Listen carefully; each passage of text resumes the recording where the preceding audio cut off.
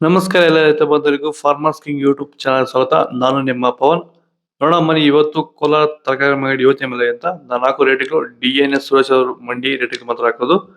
Video ಒಂದು like ಮಾಡಿ, please subscribe ಮಾಡಿ. ಇಲ್ಲಿ ಕೊಟ್ಟಿರೋ ವಾಟ್ಸ್ಆಪ್ ನಂಬರ್ಗೆ ಮೆಸೇಜ್ ಮಾಡಿ, ವಾಟ್ಸ್ಆಪ್ ಗ್ರೂಪ್ ಲಿಂಕ್ ಬರುತ್ತೆ, ಪ್ರತಿಯೊಬ್ಬರು ಜಾಯ್ನ್ ಆಗಿ.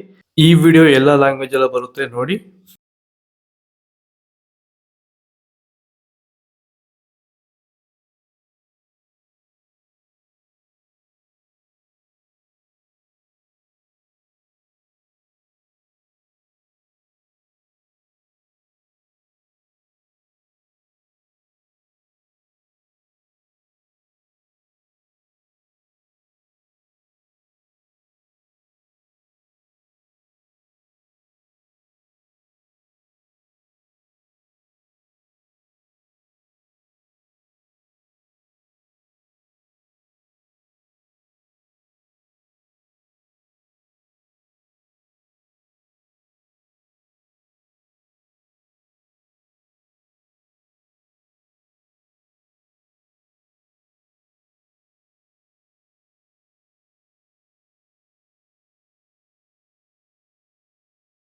ಸರ್, ಈ ಬೀನ್ಸ್ ಬೆಳೆಗೆ ನೀವು ಯಾವ ರೀತಿ ಮೇಂಟೆನೆನ್ಸ್ ಮಾಡ್ತಾ ಇದ್ದೀರಾ ಸರ್ ನೀವು?